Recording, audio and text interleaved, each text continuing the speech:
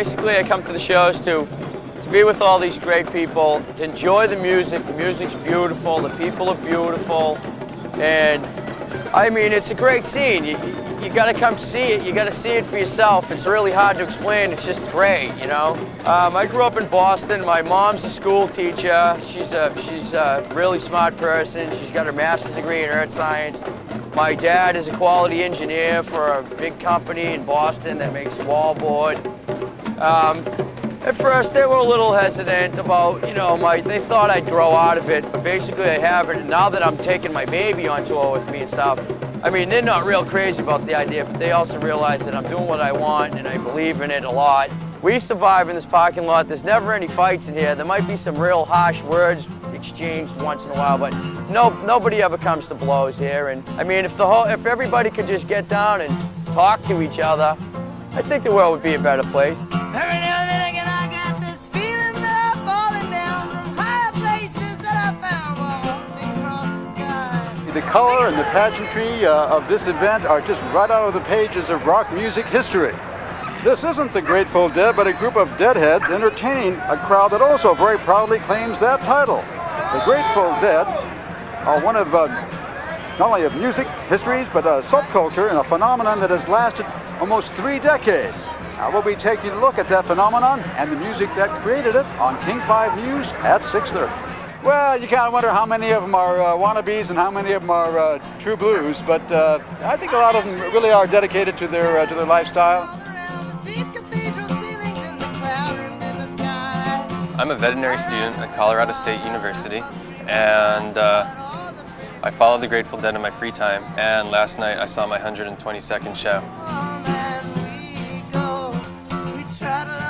I've been on tour since I was about 14, on and off, because my family was pretty much split up by the time I was about 13 years old. So I was attracted to this group of people mostly because of the family, you know, environment that it provides for me. It's kind of a weird, I don't know if I would call it a hippie dream, but my dream to gather all my friends and take them to fun places and just celebrate life together. I really try to turn places I hang out, like these places, into my church. It's a church in the aspect where, you know, all these folks out here and stuff, we all have a kind of a common, not so much goal, but just a kind of a destiny following, where we want to keep each other happy and find all the good things in life that there are. Because I love my friends here, you know. I got more friends here than I do in my hometown. I can go home to my hometown and walk around on the streets for 10 years and not meet as many nice people as I do in one day out here.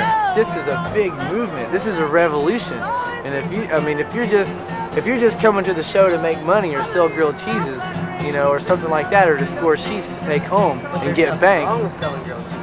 No, of course, there's nothing wrong with selling grilled cheeses. I didn't mean that. My name is Tony Brown. I'm the publisher of Relics magazine. I've been publishing Relics for the past 15 or so years. I went to see the Grateful Dead for the first time in 1969. I was relatively young. I was, I think, 13 years old, and I was with some older college friends. And it was definitely a pivotal point in my life. I changed 1,000%. I just went from being a 13-year-old naive little girl to just wanting to know everything that was happening in the world around me from that one experience. I really don't know that music changes everyone's life that immediately, but it did for me. This issue was our cover on mandatory minimums and how it affects the deadhead scene. This was absolutely our most important issue. My favorite cover is our psychedelic year-end issue from last year. This here is it's called a didgeridoo, a diki. A diki is the real name for it in Aborigine culture. And they believe nothing in your life happens until you sing about it. And they call it dream time. And their dream time is like every day, the here now. And this sound is like the sound of the Mother Earth. It's a live planet, breathing.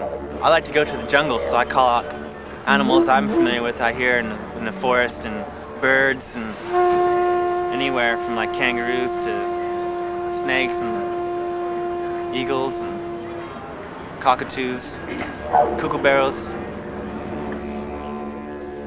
I really hope that I graduate from vet school and the Grateful Dead thing is still going on, people bring their homes to their parking lot and they let the dogs out of their house, and their front yard is a parking lot full of people and cars and stuff like that. I've seen dogs hit by cars in parking lots, I've seen lost dogs, I've seen dehydrated and overheated animals, and I don't think it's fair the way people treat their animals, and I'd love to help out in some way as a veterinarian on tour.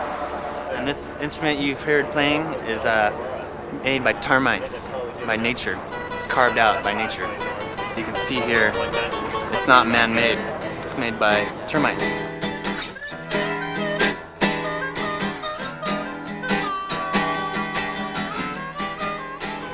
We're going to see Jerry's art show downtown. Taking the monorail.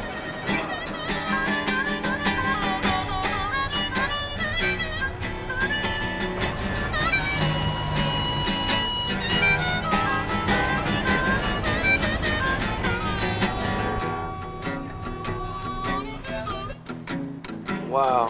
There's a 3D image he thinks of when he's playing his guitar. Have you ever had that feeling where you're getting sucked backwards and like spinning backwards like this, and it's like, It's like, yeah, it is. Yeah. You know what I'm talking about? Yeah. What song was it? Jerry Garcia's art, it's wonderfully fun. Everybody loves it. It makes everyone smile. It's such an opening experience for us. It's a new artist, and for the gallery anyway. And it's unlike anything we've ever done before. I think artwork in general, especially Jerry's work, is always a reflection of what's happening in the world. And this is it's a real show. It's real art and real people, and it's been a lot of fun.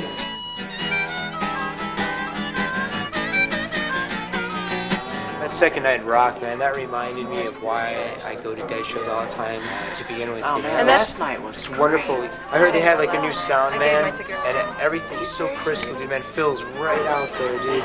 And Vince sounds, the harmonies are so great. That's like the first time, second night Expo, I felt like that was the first time that I really felt it all come together. You know, like Vince was there and I knew he had it going on, but it like just, he's there. And the crowd was there that night though. I'm not like a real corny person, but that's the first time I came to tears. All the shows are so, I mean, full of love, and it's just wild. I mean, everything. I never thought I would be touring with the Dead, and then all of a sudden you just get hooked. It's like a drug, man. You get hooked on the Dead. It's cool. So, I don't know. I'm totally tripping right now. It's kind of hard. I started touring back in 1986, and I started making those flip books, and I traveled around with my child. But I stopped touring in 1990 because it seemed like the shows were more and more of a dangerous place to have children. It used to be more of a family atmosphere. So we like to come out here from Hawaii just like for a break of the mellowness of Hawaii. We need a little chaos in our lives. JD is just turned 12 years old. The best thing about going on tour is just like being there. And I feel good about him being out in this world. If I had sheltered him in a neighborhood suburban type home and then he runs away from home all rebellious or something, I would be scared to death that something bad would happen to him. But as it is now, my son is streetwise. He ain't dumb. You're not gonna snowblind him. He'll probably get the money right out of your pocket. I mean, just go ahead and try to run a con game on him. He's good. We've been on the tour for, about 3 years now. We conceived Rain at our First Ed show. We just met and just fell in love immediately, and everything worked out. And we had her 2.5 years ago in Atlanta at the Dead show, and it was a really beautiful experience. And we all traveled together, and it's just one big happy Dead kind of thing. Well, if the Dead stopped going on tour, I would probably going mourning for a little while, but basically, what could I do? I'd have to go become a 9-to-5 person like everybody else. I'd have to go to work. I have a small son who's 10 months. I would love him to be able, maybe when he gets his license or maybe one of his friends gets his license, to be able maybe even see him. I don't care if they're in wheelchairs playing banjos. It would be great.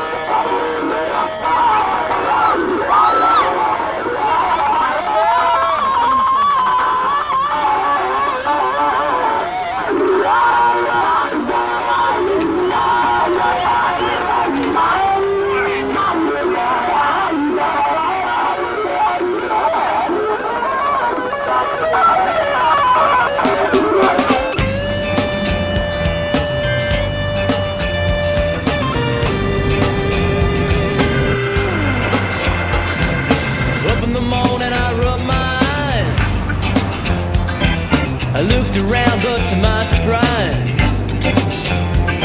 there ain't nothing on my table, how can this be?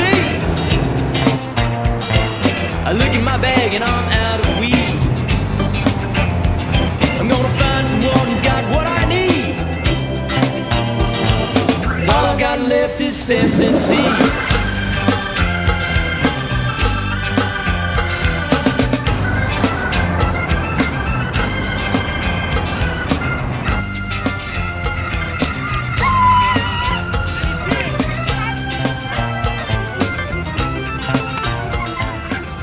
Hello, my name is Turtle. I'm from California.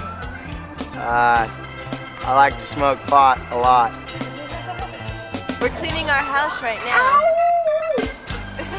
Got my dough! A lot of people call us homeless, but I consider myself, you know, architecture. This is my home. Family is... I love them. It's the only thing that keeps people together. It's the only thing that keeps us alive. We follow the band with a bunch of people because it's all one thing.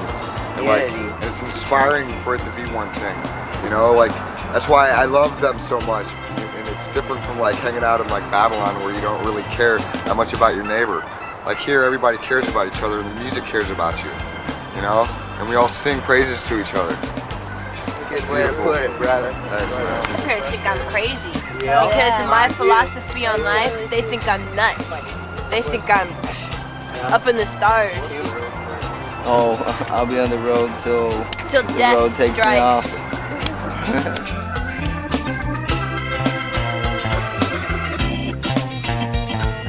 All I got left is stems and seeds.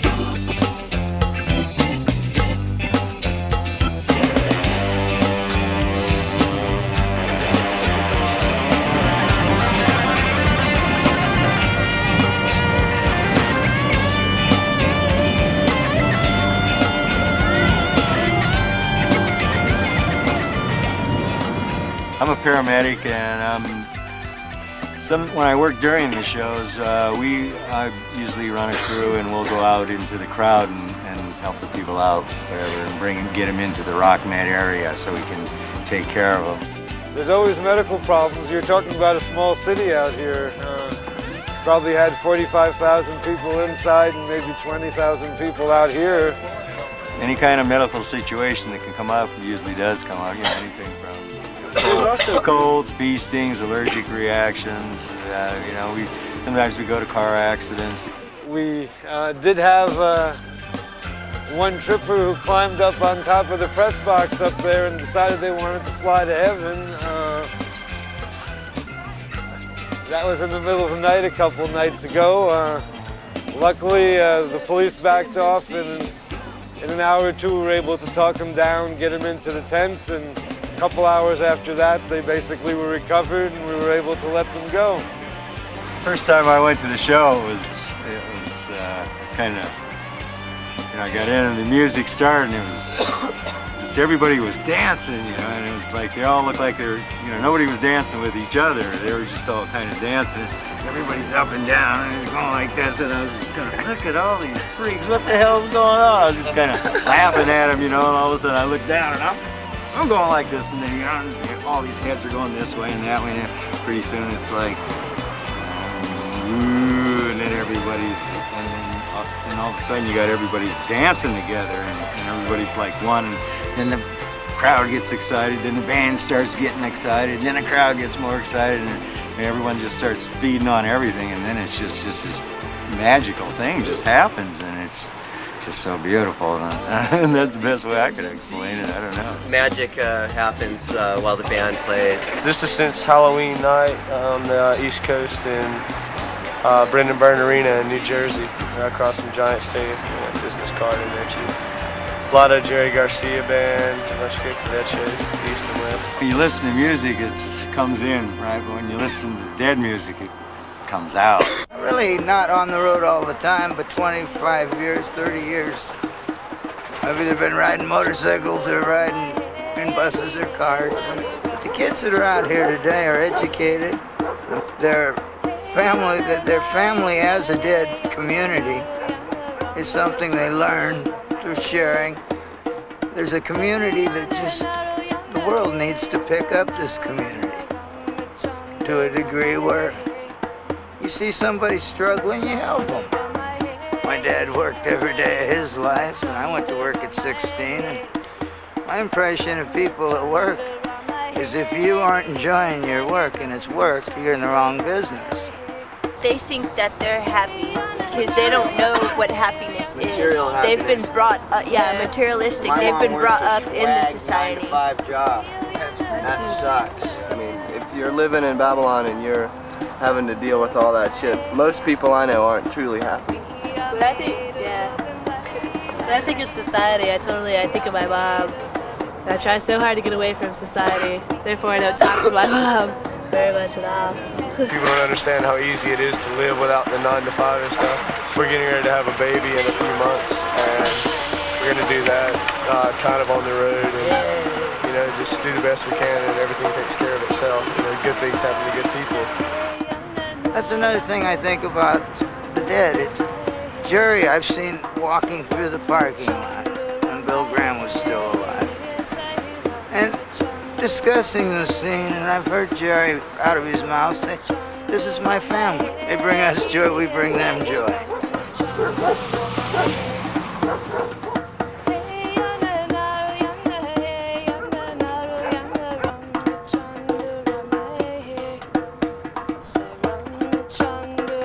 I'm John Scott, and I write what some people call the Deadhead's Bible. I was raised very much in the preppy mold. I went to private school in New York and then to Exeter and finally to Dartmouth. I asked them how they ranked various influences on their life, and the number one response was love. After that was Friends. Grateful Dead logged a surprising third. Then health and family, and food, education, sex pretty far down the line, money even further down, work, spirituality, community, and bring up the rear are drugs and charity. 97.8% of those polled all own cassette decks. On the other hand, only 7.4% own a fax machine. 95% own tie-dye t-shirt. Fast food, they like Taco Bells and McDonald's, and then Wendy's as well. My favorite breakfast cereal is Fruit Loops. My favorite drink, lemonade. My favorite food's Cheetos. Their favorite color is overwhelmingly blue, purple coming in at about half that rate. Purple. And there's nobody like me in Harvest, Alabama. 25% of them own a Garcia tie. I think that's probably pretty telling right there. I'm Thomas. I'm a bus mechanic on tour. I really dig tour. My first bus was a 47 Dodge that I found in a junkyard in Eugene, way far out. This is Eugene here. And I'm really fascinated by tour. I'm so into it. I learn as I go. I've learned so much just from building my first bus. I sold it at dead lot and bought my second bus, which is a wooden cabin 46 Dodge. And I'm so into it, I want to do any work on any bus that anybody comes up to me with, you know. Living in buses is my life. I live in a bus. I've lived in a bus for 5 years. I live in the hills. Really interesting culture in just bus gypsies. It's a true faction of American legends, man. True American folklore, bus gypsies, check it out. Live in the woods, live simply, back to the land style pretty much is an overall feeling in general with the bus culture. And you can take your house on the road with you to wherever you want to go. This 58 Chevy Apache up here was available in the woods sitting down there in Humboldt, so we took it, lifted it up into the trees with come-alongs and trucker straps, drove this bus underneath. Oscar, good boy, Oscar. Get inside, get inside. And love that dog, man. And so I just got finished doing another bus, a 46 Chevrolet with a Wayne coach on it. I put a 64 Volkswagen split window van on top, and that's the bus way. It's never finished either. It's always evolving. The only thing constant is change with everything, you know. My name's Zane Kesey. My dad is Ken Kesey, and the Grateful Dead, they've been around for a long time, but they used to be a little garage band that used to be basically our garage. And I always thought that it was one song they were playing and they were making it up as they went along. It was always different. I had no idea that they actually played songs. Fun is where it's at. I grew up on Bubbles and Day-Glo and Paint Your Face, and everybody was clowns, like having Wavy Gravy around all the time. I didn't know he was different. I thought everybody was part-time clown. I love this scene. I wish that this was here every week. It's just fine with me. It's a full community. When I saw the bottle and can redemption place, at that point you're a community. It's like Dad says, the 60s isn't over yet. Not until the fat lady gets high. Hi, I'm Kathy. I'm from England originally, Manchester. In England, you'd have just the fields, like you'd be in the fields, it wouldn't be a parking lot, everyone would just be camping where they are. It's more mellow. I mean, the Deadheads is like the traveller scene, isn't it? The same kind of way of life, not having a base, just floating around. But the travellers in England is like different groups. There's like the Brew Crew lot, which do have a lot of bad press and have created a lot of problems in England. Then you have the very green people, the pagans. It's accepting who you are and loving yourself, who you are. You love the earth, you respect the earth, you love the stars, you love the sky, the moon. You know, you are in tune with nature. It's a beautiful, peaceful religion, if you want to call it a religion. As you see here, we have Shakedown Street, which is not really a name of the street, but this here is like the busiest place where you could get, where you can get mostly everything that Deadhead wants here. Besides privacy and stuff, which is over there where they just want to park and sleep. But over here is where you can get stickers, tie-dyed shirts, tie-dyed clothing, tie-dyed things. Shirts, as you see, I'm wearing one right here. And you can get friendship bracelets, and you can sell your things for money, and you can go out there and trade all your things, and mostly it's just the funnest place. This is one place where I'm talking about where you can get food. Check that out. Yes, I got friends on tour. Yeah, if you want to, well, I'll go show you a couple of them. Yeah, this here is Fast Eds, it's Rainbow Warrior, or whatever. Rainbow Warrior, Deadhead, and American hippie. Been out there and following the Grateful Dead 16 beautiful rainbow years. Living a life as an American hippie, just trying to make it in America. Living it to the fullest. And hanging in there and getting ready for Woodstock this year. And we're going to tear it up there this year. We do the job right because we do it twice. Right on, man. That's all you get, guys. We do the job right because we do it twice. All right, brother. Give him a laugh, bro. What? One laugh. Give him a wavy laugh. Right on, bro. All right. Oh God, the first Dead show I saw was probably 1967. Back at, might have been the Boston Tea Party back in Massachusetts. I was still in high school. It was a blast. It was a real blast. Our commune, the Earth People's Park commune, we bought land in the late 60s and early 70s and let whoever wanted to live on it. We bought a mile on the Canadian border in Norton, Vermont that is still there. We have 90 acres in the California redwoods that's there for anybody to live on. It's deeded to everybody on Earth. We have, wild sexual orgies. I mean, it was nothing. It was being free. It was the freest I think I'd ever been. I mean, there was no hang-ups or anything, but you could be walking by a room and there'd be 10 or 15 people in there having fun. And I remember we went to the clap clinic in Berkeley once because someone from the East Coast had been visiting, and turned out they had the clap, and there was about 18 of us the next day just taking precautions. I don't agree with, free sex and that kind of free love as in the 60s. I think that free love is a much bigger concept than just sex. I think it would include sharing with your brothers and your sisters, concern about the world. I think a lot of people confuse the 60s with the Grateful Dead kind of cult, because I think it's so much different. I think a lot of us are for the 90s and for what's happening now instead of trying to relive the 60s. I remember once We did this free concert with the Grateful Dead in October of '75 in Golden Gate Park. It was the last one that they did before Bill Graham died. It's early morning. We were doing the security and the setup and everything, and we hear this sound way off in the background. It sort of sounds like thunder, and it keeps getting louder the closer it gets, and we're wondering, you know, just what the hell is this noise that's coming? And as it gets really close, we can tell it sounds like a pack of motorcycles, Harleys. Well, it's the Hells Angels. There's about 200 of them. They pull up to the backstage entrance. The first two that are riding up front leap off their bikes just like cowboys coming off a trail drive. They casually walk up to the fence, pull out their wire cutters, cut the fence, roll it back. Now, real nonchalantly, all the bikes come in, they roll back the fence, hook it up.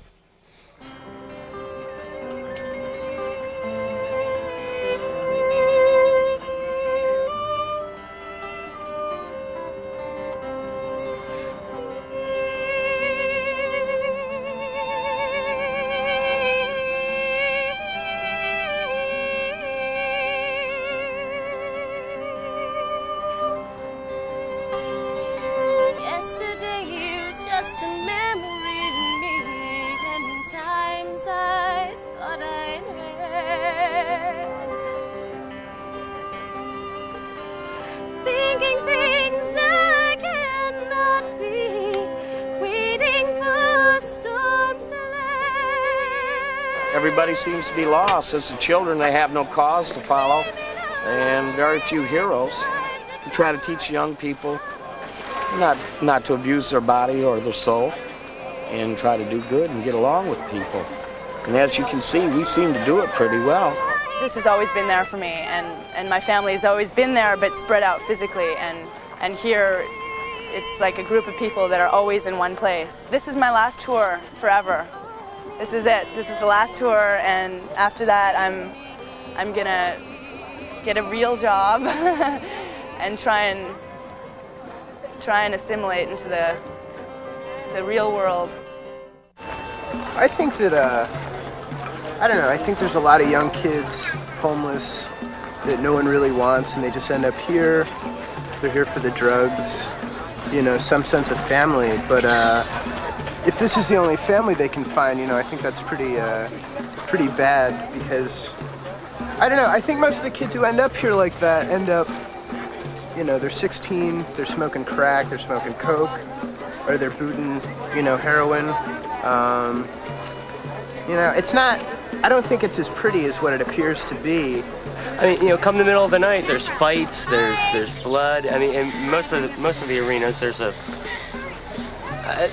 an effort to get most of these people out of there by then. When I first did this, you know, I could make money and I could see the shows every night. I had a nice time.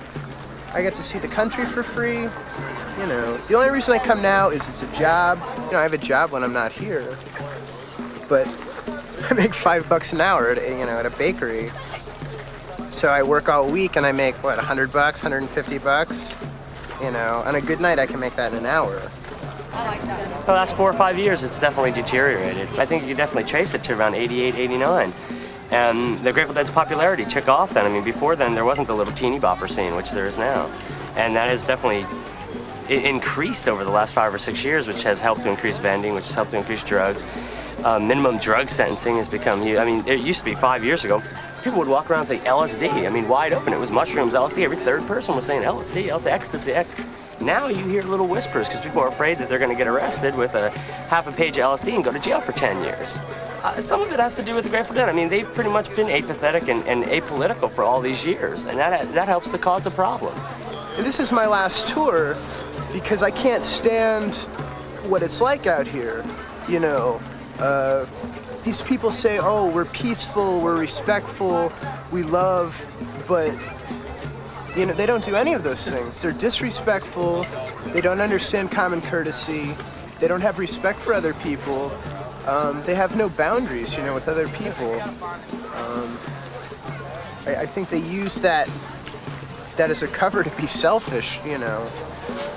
I don't know. You know, I'm sad because I like the music. I hate at 3 o'clock, you know. I said come down here with your camera at 3.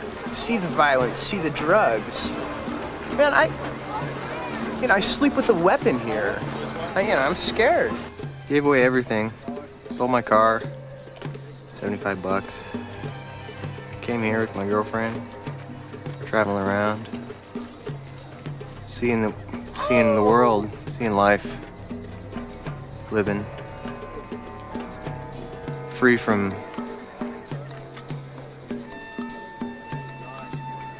just jobs, a lot of worries. Just traveling around. It's my first show. Not my first time with drugs. It's great. A few days ago, my friend,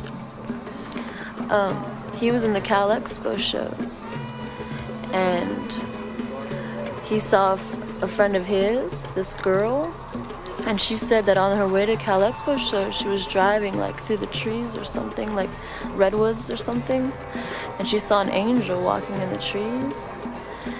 And so she pulled over to see what the angel was doing, and the angel told her that on June 17th, 1994,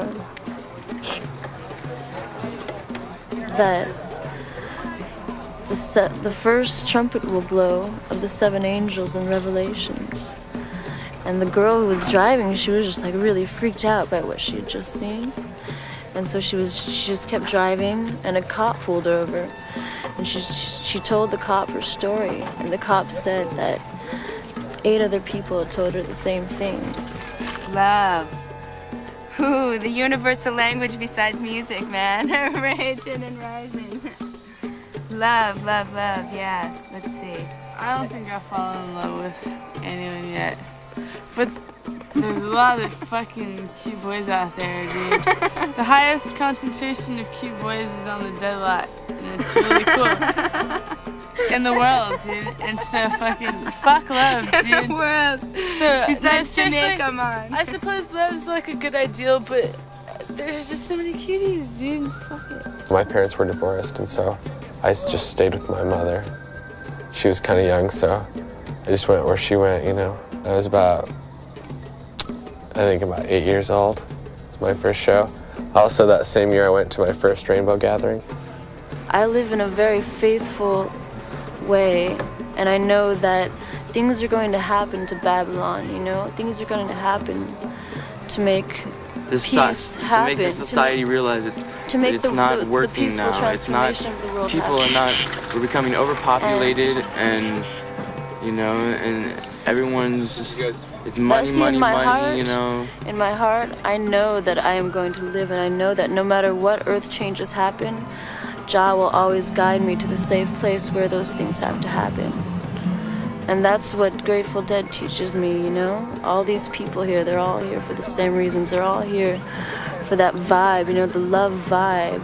That you cannot find anywhere else. You can't become a part of the concrete jungle, you know? We drove from Ontario to Chicago, and our one van wasn't working right, so we left it there with our stuff in it, and met a guy at a blues festival down there that said he'd drive us to Sacramento. And so we drove with him, and the van broke down like 6 times, and got it towed like 200 miles. And then we made it there, and we had to leave it there because we couldn't afford to get it fixed. And then we rented a U-Haul. We said we were moving, and we took a U-Haul from there to Seattle. And so now we don't have any wheels or anything. We're just getting rides on the Miracle Bus.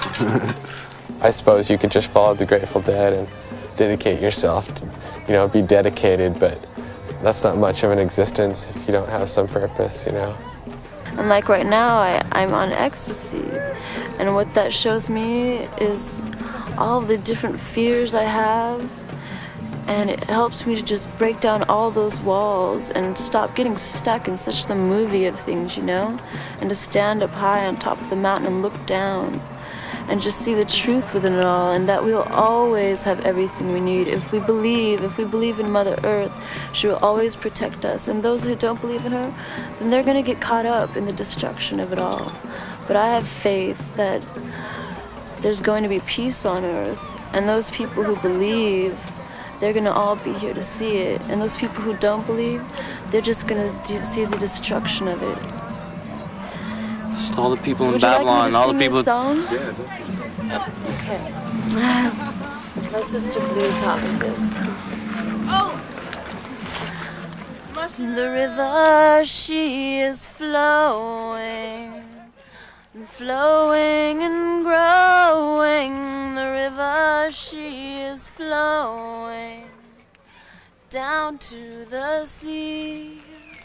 The river, she is flowing, flowing and growing. The river, she is flowing down to the sea.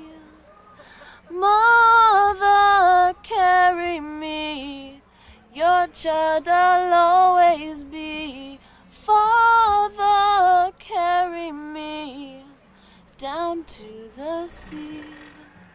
The river, she is flowing, flowing and growing. The river, she is flowing down to the sea.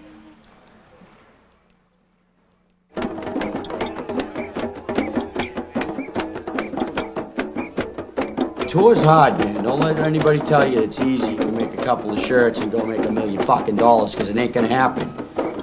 You kids, don't try this at home. That's what I'm telling you. If you don't know what the hell you're doing, stay the fuck home with your parents. Or go fucking get a job, get real. There's some fucked up people that go around and just come around dead shows to rip stuff off. There's quite a few of them, as a matter of fact. I was asleep.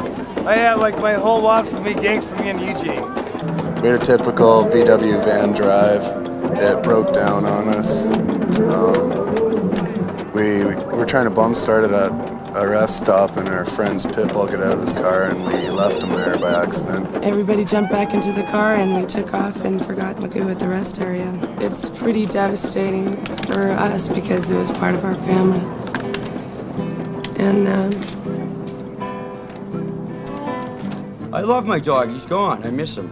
I miss him a lot. I want him back. If somebody will help me get him back, I'd do anything for that person. He's a pit bull, but he doesn't fight other dogs. He's really such a friendly dog where a poodle could probably beat him up. So many people, no place to lay their heads, standing in soup lines to get their daily bread, and they're wondering, where's their piece of the dream? Take what you need, leave what you can. The sadness in their eyes reflects the pain. They sleep in cardboard boxes to keep. You just never know. It's a gamble. You go on tour, you go from show to show. If you're a vendor, it's a gamble. And if you're a vendor, you should be nice enough to pick your shit up behind you and not be a fucking mess like all you asshole food vendors and beer vendors who don't give a fuck about nobody. And you sell your shit, and you fucking leave, and you go to the next show, and you sell your shit, and what do you leave behind? You don't put nothing into the scene. All you fucking do is leave your big fucking mess. Basically, we manufacture and sell tie-dyes to dead customers. About 75,000 a year, roughly, doing that. Vendors are blamed for the decline and, like the decadence of what's happened out here. I mean, there's definitely times when other people see us that way. Definitely are like, oh, those damn vendors, and we in turn say the same thing about other people. Oh, those damn whatever. And so it's just like, it is a microcosm of the world, because it's those damn whoever, and it's always those damn whoever's.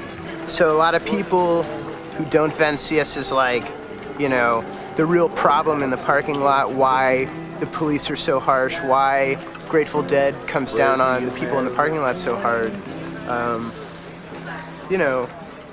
And I guess, that kind of fits a little.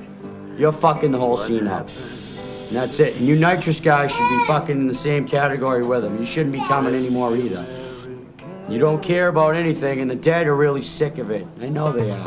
Now out in Vegas, you have to worry about just getting to a campground before you get pulled over and checkpoints.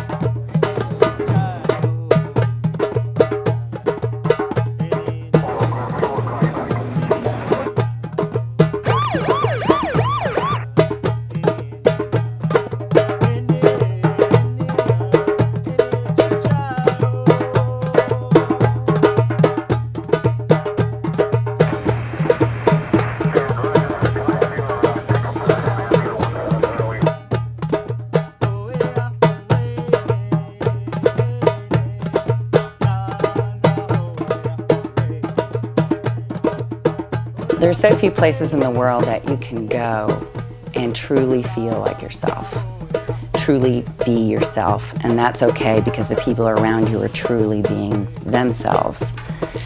And the Dead shows to me are one of the last vestiges of free zone. Human beings have a basic fundamental need to be with masses of other human beings at certain times.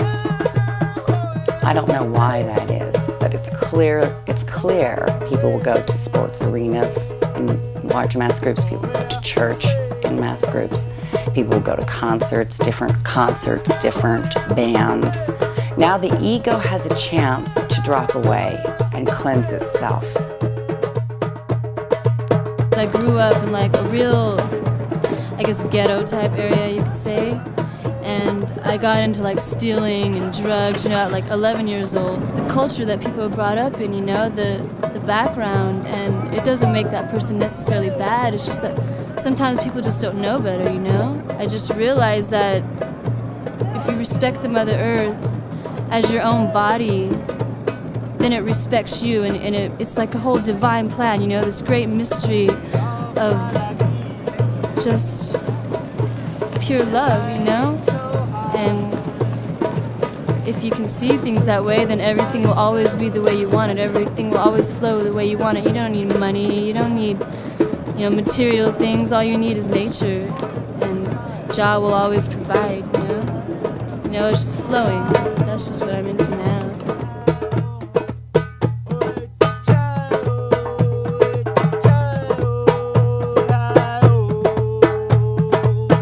I told Stanley Mouse that I thought that the guy on the cover was really cool. And he said, well, that's you. And I went, oh, it's hard to tell without the skin. And he said, it's Omega Woman. That's what he calls this.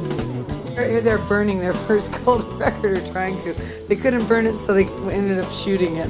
But later. But after that was after they took it apart and played it and everything like that. And then Bill Graham did the introduction for me. And I said, when I first asked him, he goes, why do you want me to do this? Because you're famous and it'll help me sell books. Why else? I said, and besides that, you'll complain if I don't ask you. In my fantasy, I see myself walking in a room, a long, beautiful, like ballroom, and I have a very low-cut red dress on, like the red dress he sings about in Same Thing, the song by Willie Nelson. He sang that last night. Oh, felt so good. And I see myself, and he sees me, and he goes, it's you. I go, yes, it's me. And he swoops me up and dances me away in the ballroom. I met them August the 2nd, 1968. And they came to play at our ballroom in San Diego, the Hippodrome. Christina was like about 5 and Creek was 3. And Mickey's the only dad that they've ever really had. I said, what was it about me that you liked? Anyway, he said, I thought you were kind of fat, but I liked how you handled your clipboard. And I said, oh, that's so romantic, dear. Years later, I asked him, he said, he was asking me, well, did we have sex on our first date? I go, sex? I go, geez, we dated for about a year before we had sex. What are you talking about? Mickey and Phil went to Bill's house late at night, and I went with them. And they marched around in his driveway with these tambourines and these placards going, Hurry, Bobo, Uncle Bobo, hurry, hurry.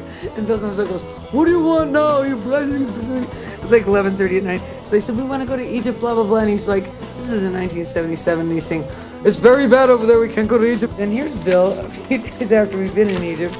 Because we said, just come and be our friend and be our guest. Okay, Bill. Bill's feeling a lot better now. And we had wonderful adventures there. So Begin, Carter, and Sadat were meeting at Camp David the weekend the Grateful Dead were playing at the Pyramid, and Jahan Sadat was on stage with us, and there was an eclipse of the full moon only visible from the Eastern Hemisphere, and it was the 35th anniversary of Hoffman's discovery of LSD. It was quite auspicious, as it turned out. It was quite lovely. There's no way we could have planned all that to happen, especially the Camp David talks. It was wonderful. I got a hole in my finger, and I can't play worth a damn. If I stop, the pain will linger like rust on an old tin can. I ain't got nothing to Actually, I kind of have it down to an economic system. $15 worth of fruit will get me 50 fruit cups at $1 a piece, so $35 profit on a $15 investment. I'm self-employed. I set my own hours. I bring in $45, $50 in a half an hour's time. I've been learning to get by on like $3 to $5 a day. I'm gonna be 30 in January. This is like the final summer of my youth, I guess. I've wanted to do this for 10 years. It's hard to justify it to myself when I think about, you know, if I'm gonna have children and that kind of thing. It's not very stable. I've been to 12 shows on this summer tour and I haven't been into a single one. Take me in your arms, baby, out. Bring me to your home.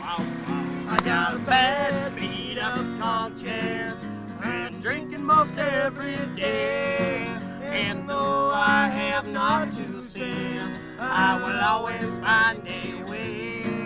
Can't put my life. The first people who come down here, those 3 names I just called out, will have your choice again of the Stone Temple Pilots tickets, the Grateful Dead tickets, or the Fight tickets. It would be nice to be able to just cruise around the country following a band. The crowd's cool, everybody has a good time, they bring a lot of money into the valley, so I have nothing but positive things to say about the Dead. The women, some of the women are pretty hot looking, you know, especially the way they dress. It's like, man. There's just a lot of magic here, and there's a lot of bad stuff too. So I want to take a hold of the magic and spread that around. If I was normal, I'd be graduating from high school today on Long Island wearing a cap and gown, but I'm here in Nevada. Like, it's so much better. People who think deadheads are dangerous are silly, because we're so nice.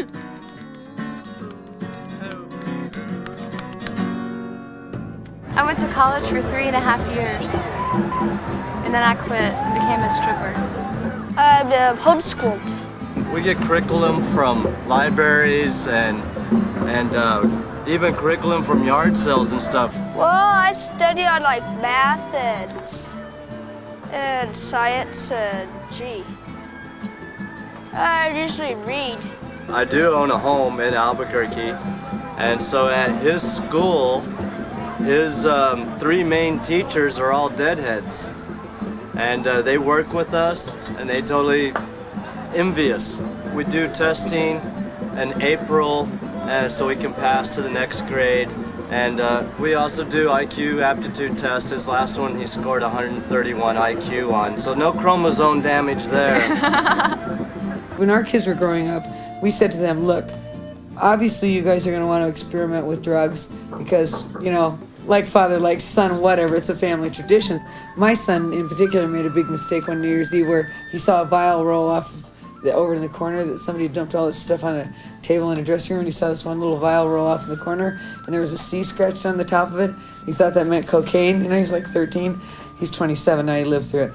But it meant crystal. And him and his buddy lined up 2 big old whopping railroad ties, you know, full of that and snorted it up, man. It was New Year's Eve, and the band went on for the encore, the first encore, and they came back after 10 minutes, and we have 2 boys that are going, I'm dead, I'm dying. It's magic. It's magic without the dope. It's totally magic. I've been going to shows since 1986, and I always used to go and have a good time and party, and really party. To be honest, last year was my first Sober Dead concert right here in Las Vegas, and it was the best time I ever had at a Dead concert. I got myself sober, and then I found out about the Wharf Rats. I get the same trippy experience that someone who is tripping on acid would get from the Dead, just because I can be there and I can be free, I can be dancing, and I'm around friends. Doing alcohol, to dropping acid, to smoking coke, snorting coke, shooting coke. Yeah, I'm a miracle just to be alive. And you know, the thing about the Grateful Dead is the Dead, the scene, the people, the music, that's what's fun. And a lot of people kind of mix up the drugs as sort of the reason you go and do that. I was moving, I was singing, I was in awe, I was screaming. I was just happy, happy-go-lucky. Nothing could have shit on my parade today. I wasn't tired the next day. I woke up, I wasn't hungover, I wasn't burnt out, and I could find my car in the parking lot.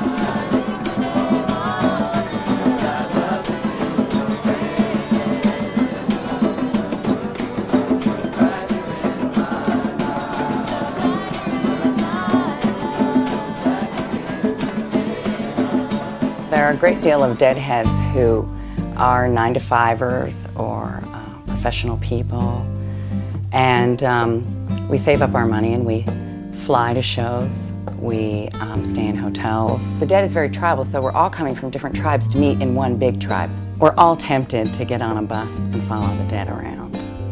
It's all consuming for them. I mean, what causes these people to put everything in their lives aside and traipse around after this band? Well, I'm a professional figure skater. I represented Mexico in the 1988 Olympics. The Olympics was always my dream since I was 7, and that's what I did all my life. And so this is almost the opposite, my other personality. And I think all Deadheads have a fantasy about meeting, you know, someone in the Dead. Like, we'd all like to be a friend with Jerry, or we'd all like to hang around with Mickey and play the drums, or, you know, Bobby just happens to be the more sexual fantasy. This is a quote from Jerry from my book. It says, "Music," the interviewer is asking, "music obviously exerts a tremendous force on this country." And Garcia says, "Oh yeah, I guess it does, but that doesn't mean I ought to carry around the responsibility of being the guy that dispenses our music. You know what I mean? It's like being the president. I don't want it. I don't want the fucking job. I mean, I liked it when you could just be a musician. It's like being an artist and a craftsman or something. Nobody mobs a cat that makes nice leather work or a guy that does woodwork." Well, my first show, I went to in '80 and thought it was like, I've never experienced anything like that. I met some of the nicest people who showed me some crafts. I was young.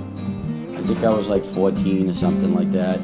And I was like, I experienced LSD at those shows for the first time. And all I wanted to do was learn something. It was really weird. It was like, when I did it, I wanted to know everything about everything. It was like a wonder drug to me. I find out it's not anymore, but it was cool. And I was going to school, stopped going to school, went to the shows. You know, I finally ended up finishing up school, going to an alternative high school, but finish school, don't go on tour and quit school. Don't listen to me. I mean, it was just a thing that happened. It happens to people. I wake up every morning and face the brand new day. Keep searching for my miracle and hope I find my way. Favorite Dead song? St. Stephen. Eyes of the World is my favorite. I like Shakedown Street. Terrapin Station. I can't think of the name of the song. Good Lovin'. I like the fun songs. Bertha. Oh, I like music. Blues for Hours, the one at the end that just floats you off. Definitely Fireman. Probably They Love Each Other. And my old-time favorite's Cumberland. Uncle John's Band. Music never stopped. Probably Truckin'. Sugar Magnolia. Truckin', man. Cassidy, which is what I named my dog. Friend of the Devil. I want to hear St. Stephen. Wake Up Morning Dew. Dark Star. When I can walk on water. Truckin'. Dark Star. The next one. I want my MTV. That's my favorite. That's not a Grateful Dead song. So I don't care. What's me and my uncle. Kinda like Truckin'. I am a Cassidy lover. Buddy, what's your favorite Grateful Dead song? Has to be Bread. Well, I think it's the biggest thing to hit Vermont since the Revolutionary War. 18. 16. 18. 16. I'm the youngest. I'm 12. You feel great! The people are great. It's fun. This is the first time that something like this has ever been around here. Cool. I like it. Neat. They've been very friendly people, wishing us luck and telling us to have a good time. They've been great so far. A little over 400 of that 408 shows that I've seen. It seems to me like most of what I've heard about this scene is not true because we've gotten a lot of nasty comments, nasty looks because of the way we look. It's like people will be open-minded towards you if you look like you belong at a Grateful Dead show, but if you don't look like you belong, then you get treated just like people treat you anywhere else where you don't belong. Apparently it's, you know, how you look, you know, if your dreadlocks are the right length, if your skirt's baggy enough. This is the last place I expected to be shunned because of the way I look. You painted me. I painted her over here, and then over here. Everyone expects different things from Lots the of show. new people. Yeah. Like her. Right on. I met her last weekend. She's such like a beautiful person. grocery stores and liquor stores can't keep up with inventory, or we become a very big traveling gypsy band. This is the busiest day we've had, yes, for a long, long time. Well, basically we got to sell, keep all these people happy, so we're making grinders and beverages and trying to get gas and anything they might need, we're trying to get provided for them. I never heard of them. I'll be honest with you. I never heard of them. No, we're having a wonderful time today. Very nice people, very nice. No problems. And the money is coming in. Deadheads, once Jerry stops touring, are going to come to the Rainbow family. Rainbow family is the only stronghold of people who really care. It's based on an old Hopi Indian prophecy that says when the earth is dying and the animals are weeping, there shall come a tribe of people to save the earth. They shall be called the warriors of the rainbow. So all the deadheads are going to come to the Rainbow family because that's where we gather. That's where we pray for peace and love, freedom, and everything that's way cool. Drugs aren't a part of it anymore, man. You gotta stay high because the drugs ain't no good, other than peyote. The Grateful Dead have allowed people to tape their concerts and collect and trade them. I have over 2,000 cassette tapes and well over 500 DAT or digital tapes. The Grateful Dead in any given year typically play 130, 140 different songs. I think they've written about 300 or so. They've played 437 different ones that we know of throughout the years. There's a lot of variety there. They've never played the same combination of songs twice for a full set list that we know of. And I think they enjoy being unpredictable. My favorite years tend to be 1970. I like 73 a lot. It gets very jazzy in there. 77 was a good hard rock and roll year. 1986 was a bad year for Deadheads because of Jerry's collapse. 1990 was a fantastic year. It was a very creative year for them. My name is Uncle Sam, and spreading happiness is my plan.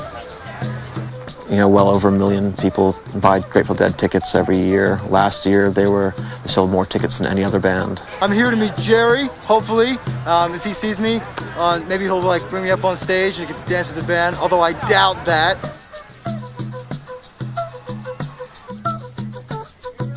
This is free miracle ticket. Here you go. Have a good show. Thank you. Yeah! If you don't have tickets, come anyway and party with Uncle Sam. If anyone has a ride for RFK, I got tickets. I can help pay for gas. I got cash. I can help anyone out that needs it. No problems. We had one arrest out of 65,000 people. Population in this county is only 30,000, so you're double the population in this county. I was expecting totally something different, that we were going to have 200 arrests and people were going to be out of control. In the Dead parking lot is the sense of brotherhood. Okay, there's a sense of people coming together, sharing, caring for one another, and it's kind of unique in that sense. Most people today come from broken families, so there's been a degeneration of the family unit. They've seen their parents' lives. There's no connection there. They've seen the hollowness of it, and they rebel against it. They look for any other alternative.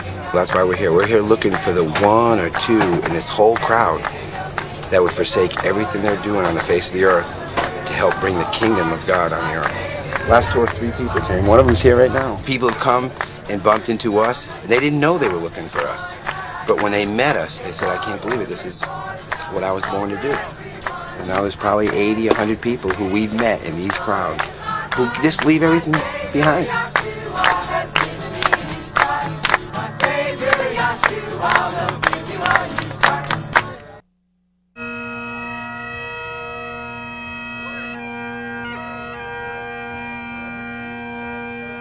We're in East Boston and we're home and we feel great.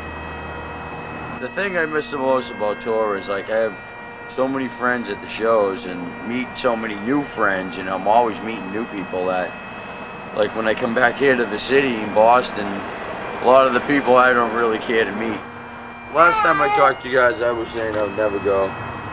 That was because my dog and everything and all that. Yeah, and meeting a lot of assholes out on the West Coast didn't help at all either. But I don't know.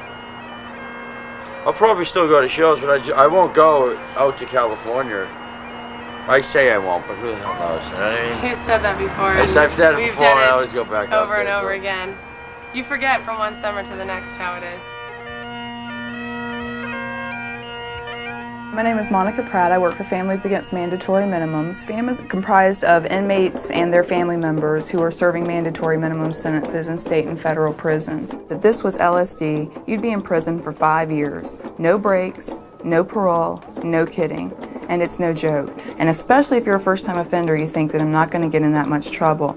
The sad fact of the matter is that until Congress repeals mandatory minimums, until we as deadheads and as people who care about freedom can convince Congress to change these laws, this amount of LSD, a very small amount of marijuana, can get you into prison for a very long time. So many people out here, I guess they think that they're not going to get busted if they're selling acid or selling something else, and it's just kind of naive, and people just, they get busted and they turn other people in, and it's just big mess, and now there's something like 2,000 deadheads in prison, and it sucks. I'm Peter Gorman. I'm the executive editor for High Times magazine. The mandatory minimums set up in '86 established that for every gram of LSD in your possession, for the first gram, you would serve 5 years in a federal penitentiary, no exceptions to the rule, unless you snitched or gave the federal government an enormous amount of money. One of the groups that seems to have been targeted, or appears to have been targeted, probably because they're very easy access, are deadheads. Deadheads deal with LSD. The dead shows have brought out LSD heads for the last 25 years and will for the next 25 years. 2 or 3 of the policemen who are undercover are alleged to have been working the dead shows for more than 10 years now. And they're kind of elder statesman hippies. This is FAM's memorial wall, and they're pictures of inmates and their family members that we've been working with over the years since FAM got started.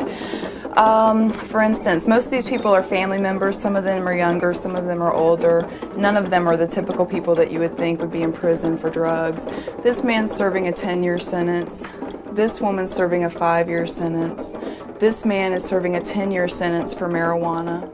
This is Christian Martinson. He's serving a 10-year sentence for LSD. This is Jeff Stewart. He's serving a 5-year mandatory minimum. If LSD was packaged on paper, it was weighed with the paper. So kids who are serving time for a gram of LSD, 95–97% of the time that they're serving is being served for paper. On a sugar cube, 1 hit of LSD might come up to 2 or 3 grams, which would get you between 5 and 10 years. 1 hit of LSD on a strawberry could get you 20 years in a federal prison. There is no parole board. You cannot be let out for good behavior.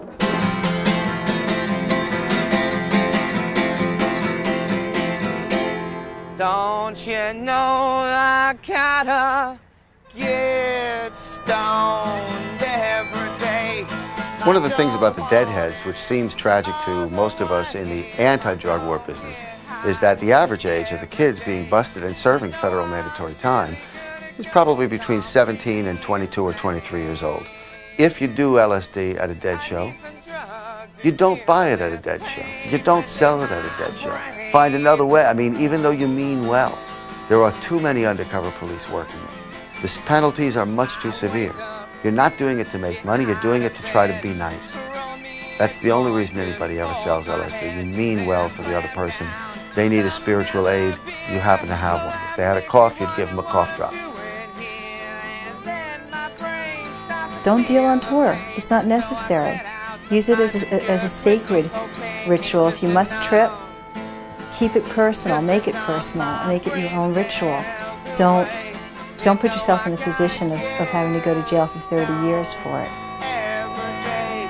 I don't want any other way. They told us that in this part of the country, a law has been passed that if you have dead stickers in your windows, that's probable cause. You don't have any rights.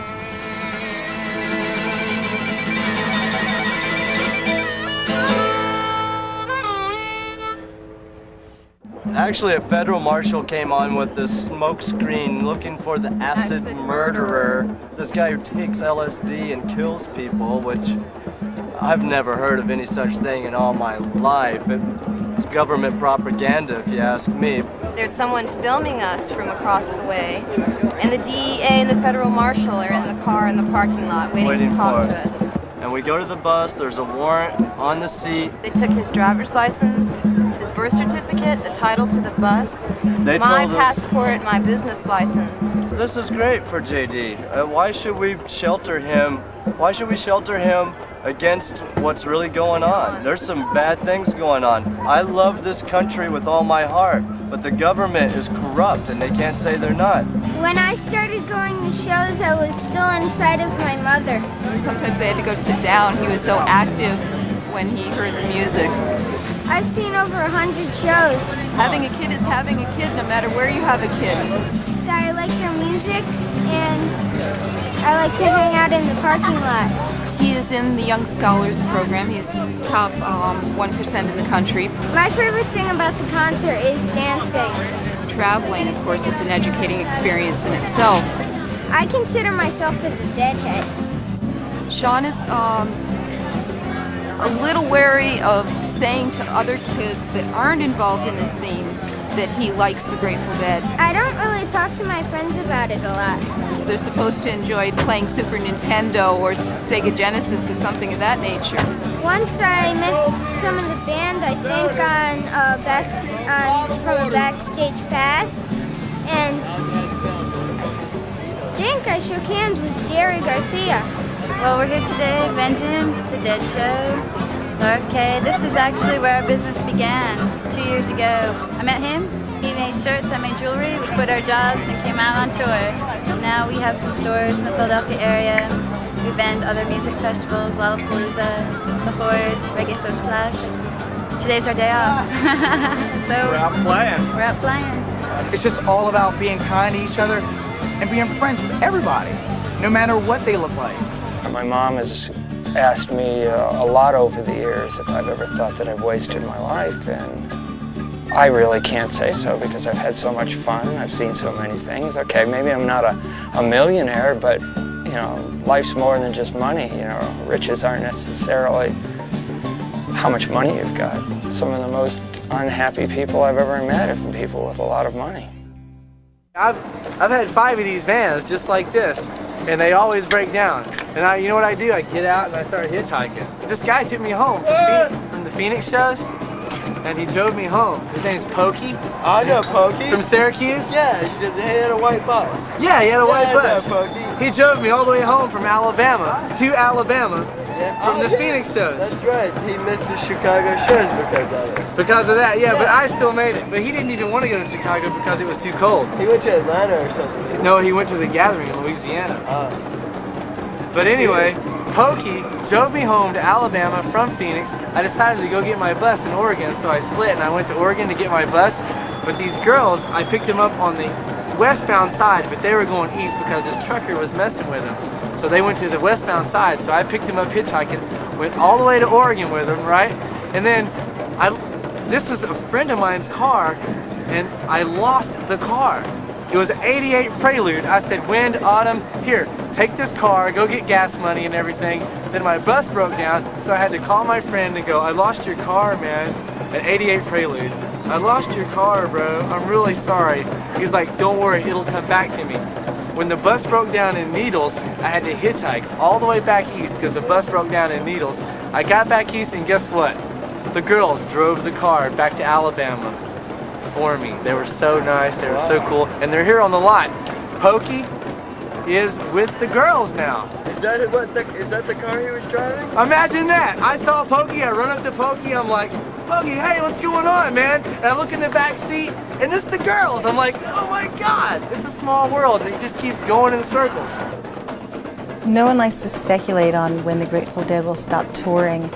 I think the Grateful Dead have carved a niche in history, especially musical history, that won't be erased with their not touring. So there really is a whole culture that's grown out of the Grateful Dead phenomenon and continues to thrive and will continue to thrive because our children are picking up all of this stuff from us, and hopefully their children will pick it up from them, and we'll have a very peaceful, environmentally conscious future. And within the Deadhead community, that exists, and I hope that the Deadhead philosophies and the Deadhead values continue long after the Grateful Dead stop touring.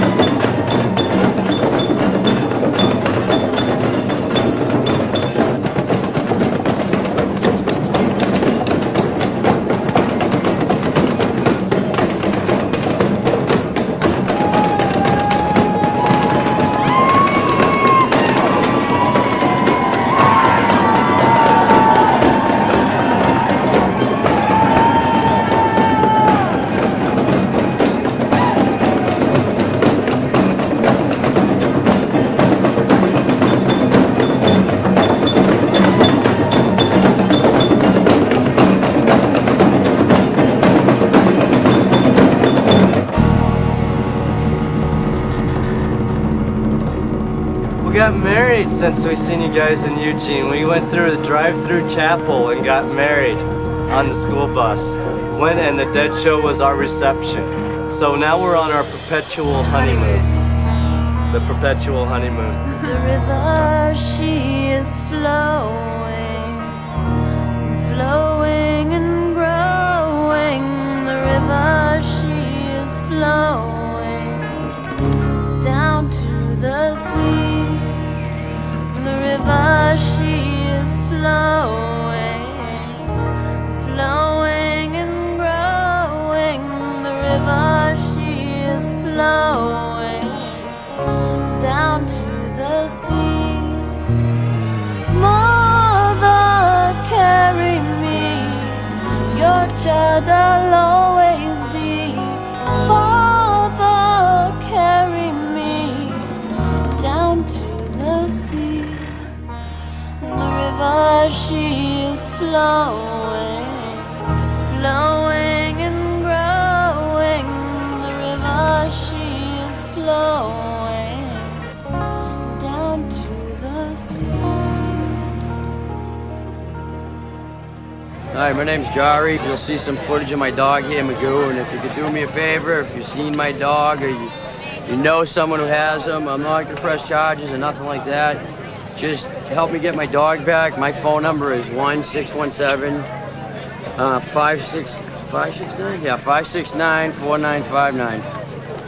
Oh no, 567-4959. Edit that out. And remember, peace, love, and keep the fucking scene clean. Bye.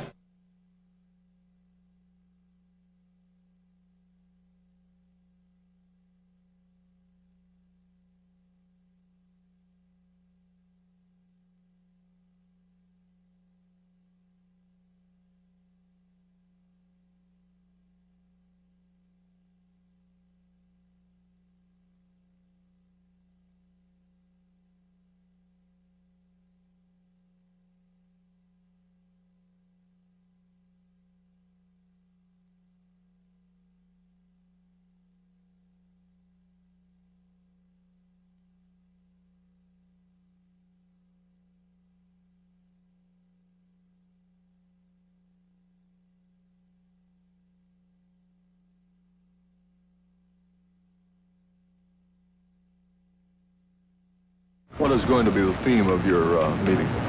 It's going to be a graduation ceremony and a commencement exercise, essentially for the heads. And other people that would like to know what the heads are doing. Are you going to tell what's bad about LSD? Not necessarily. Will LSD be in evidence at the graduation ceremony, Ken? Why don't you guys come? Yeah.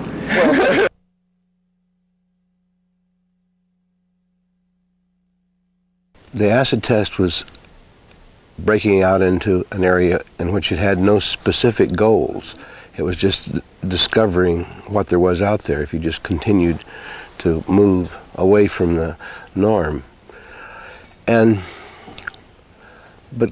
when we got to the end of it, we really had a sense of what the acid test meant to a lot of people. It was a test, and there were people that passed and there were people that didn't pass.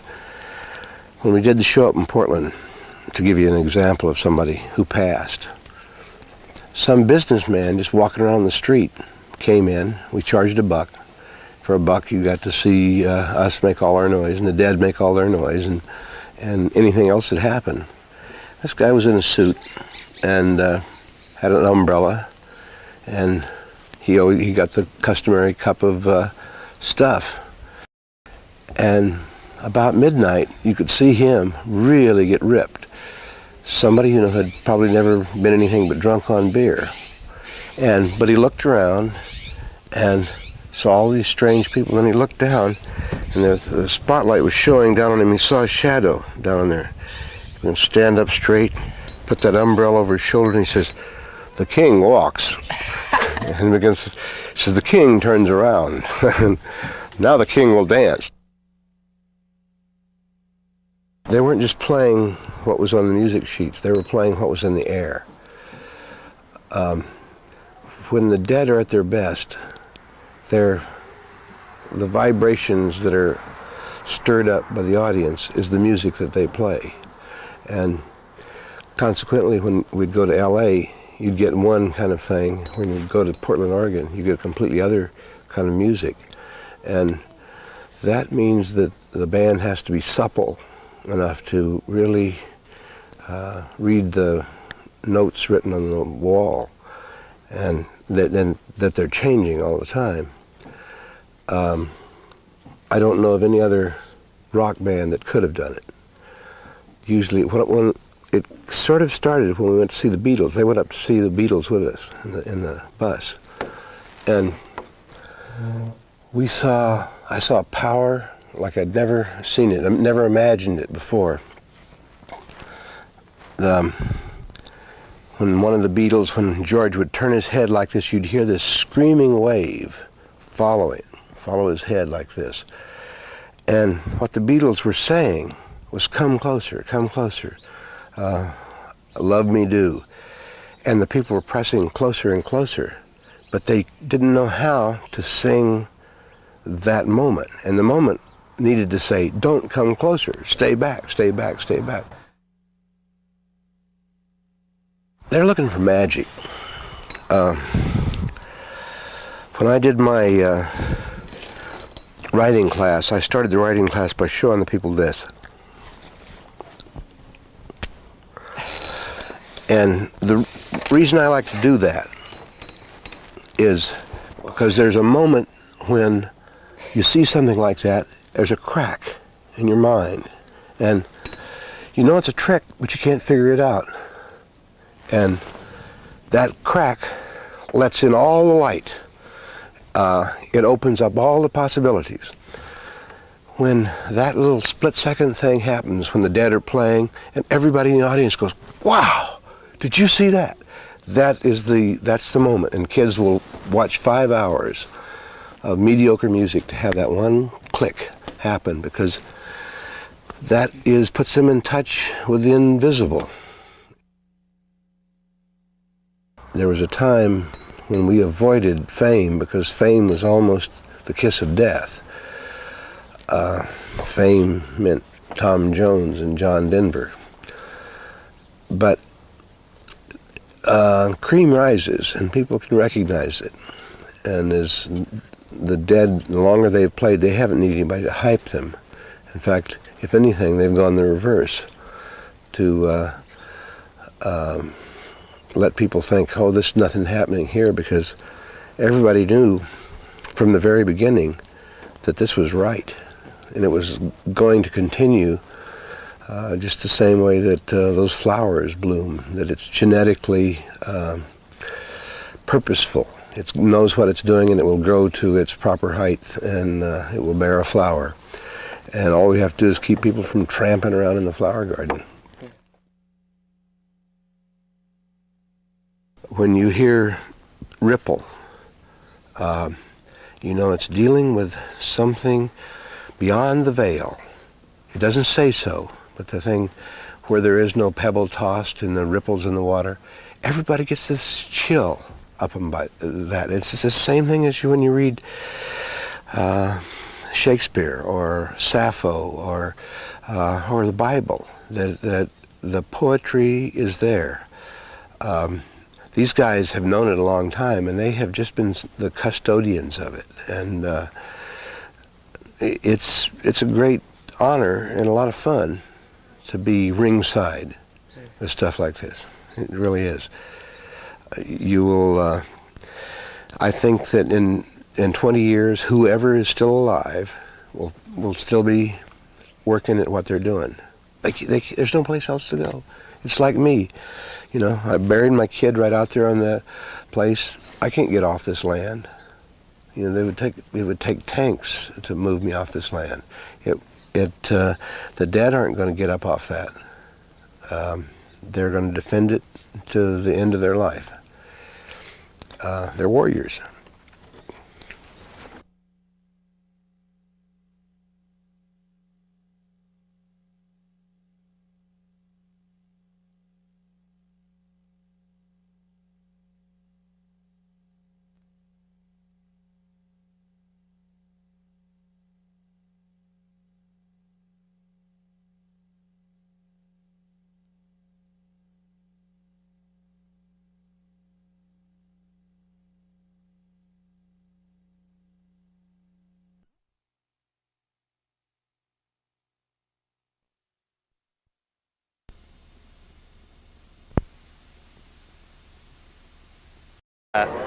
Made by termites, by nature. It's carved out by nature. You can see here, it's not man-made. It's made by termites.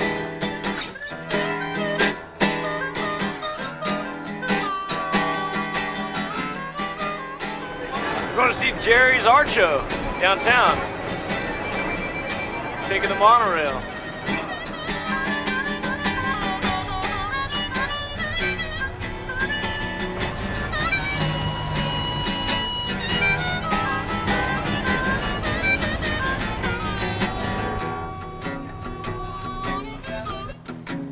Wow.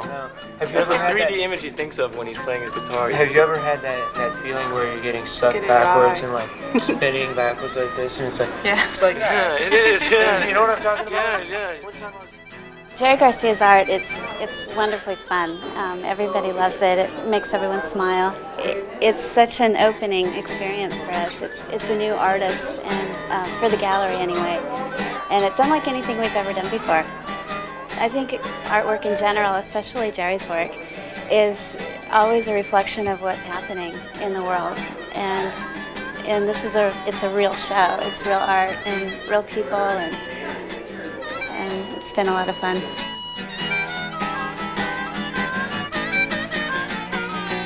That second night in Rock, man, that reminded me of why I go to Dead shows all the time to begin with. Oh, man, last night was it's wonderful. I heard they had like a new sound man, and everything's so crisp, dude, man. Phil's right out there, dude.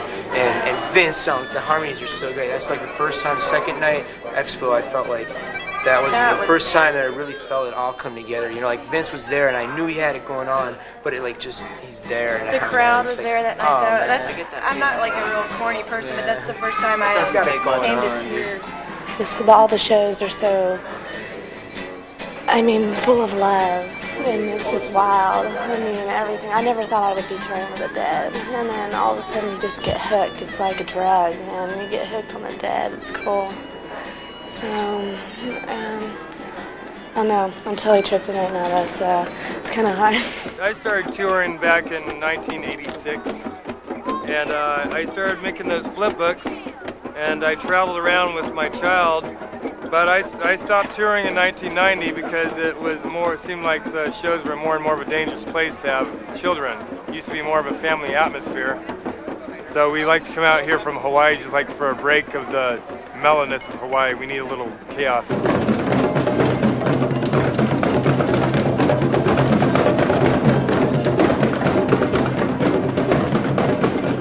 Basically, I come to the shows to be with all these great people, to enjoy the music. The music's beautiful, the people are beautiful, and I mean, it's a great scene. You gotta come see it, you gotta see it for yourself. It's really hard to explain, it's just great, you know? I grew up in Boston. My mom's a school teacher. She's a really smart person. She's got her master's degree in earth science. My dad is a quality engineer for a big company in Boston that makes wallboard.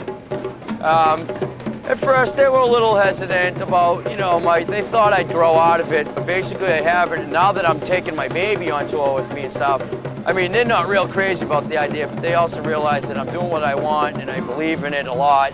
We survive in this parking lot. There's never any fights in here. There might be some real harsh words exchanged once in a while, but nobody ever comes to blows here. And I mean, if everybody could just get down and talk to each other, I think the world would be a better place. Every now and then again, I got this feeling that I'm falling down from higher places that I found while waltzing across the sky. The color and the pageantry of this event are just right out of the pages of rock music history. This isn't the Grateful Dead, but a group of deadheads entertaining a crowd that also very proudly claims that title. The Grateful Dead are one of not only of music histories, but a subculture and a phenomenon that has lasted almost 3 decades.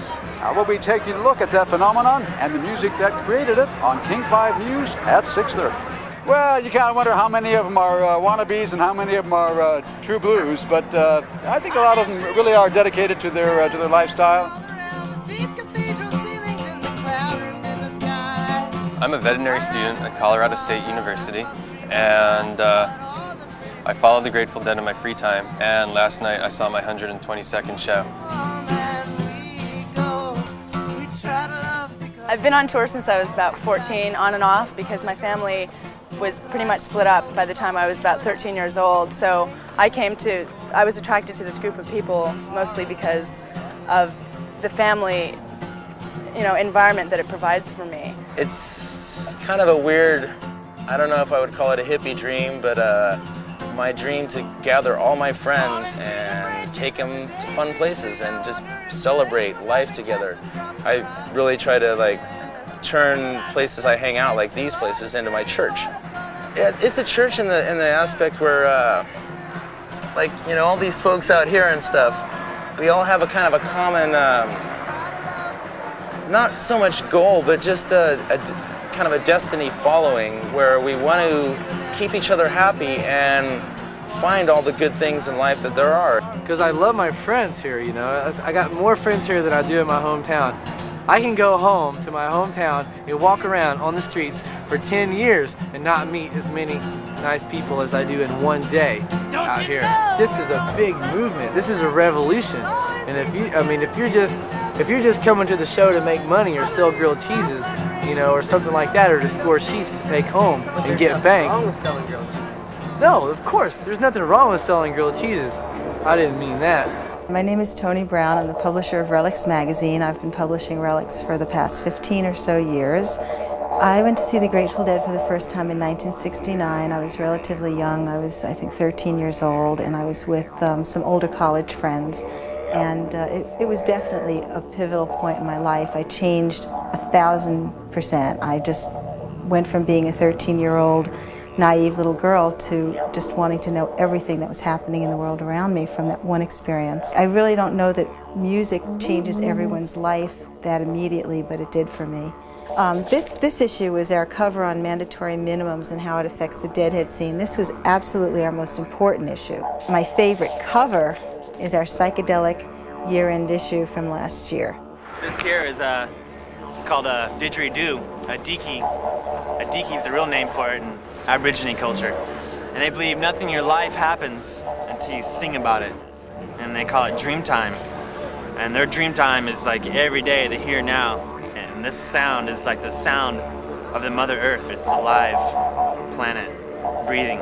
I like to go to the jungle, so I call out animals I'm familiar with out here in the forest, and birds, and anywhere from like kangaroos to snakes and eagles and cockatoos, kookaburras. I really hope that I graduate from vet school and the Grateful Dead thing is still going on. People bring their homes to their parking lot and they let the dogs out of their house, and their front yard is a parking lot full of people and cars and stuff like that. I've seen dogs hit by cars in parking lots, I've seen lost dogs, I've seen dehydrated and overheated animals, and I don't think it's fair the way people treat their animals, and I'd love to help out in some way as a veterinarian on tour. And this instrument you've heard playing is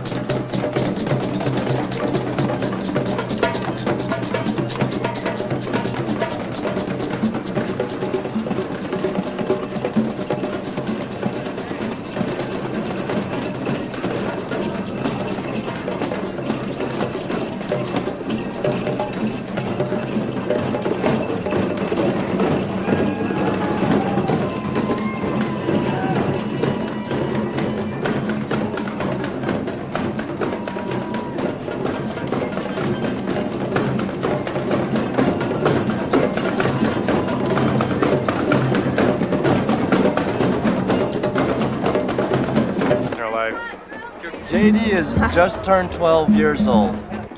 The best thing about going on tour is just like being there. And I feel good about him being out in this world. If I had sheltered him in a neighborhood suburban type home and then he runs away from home all rebellious or something, I would be scared to death that something bad would happen to him. But as it is now, my son is streetwise. He ain't dumb. You're not gonna snowblind him. He'll probably get the money right out of your pocket. I mean, just go ahead and try to run a con game on him. He's good. We've been on the tour for, about 3 years now. We conceived Rain at our first Dead show. We just met and just fell in love immediately, and everything worked out. And we had her 2.5 years ago in Atlanta at the Dead show. And it was a really beautiful experience, and we all traveled together, and it's just one big happy Dead kind of thing. Well, if the Dead stopped going on tour, I would probably going mourning for a little while, but Basically, what could I do? I'd have to go become a 9-to-5 person like everybody else. I'd have to go to work. I have a small son who's 10 months. I would love him to be able, you know, maybe when he gets his license or maybe one of his friends gets his license, to be able maybe even see him. I don't care if they're in wheelchairs playing banjos. It would be great.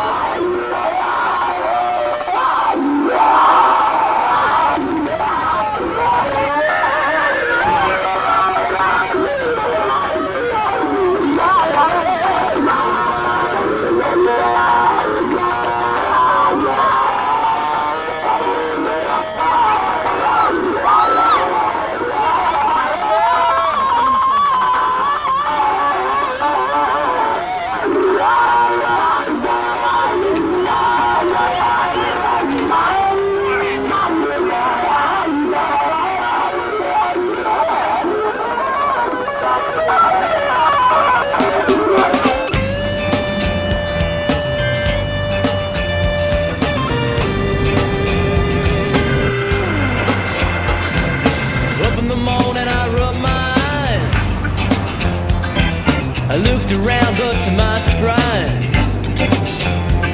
there ain't nothing on my table, how can this be? I look in my bag and I'm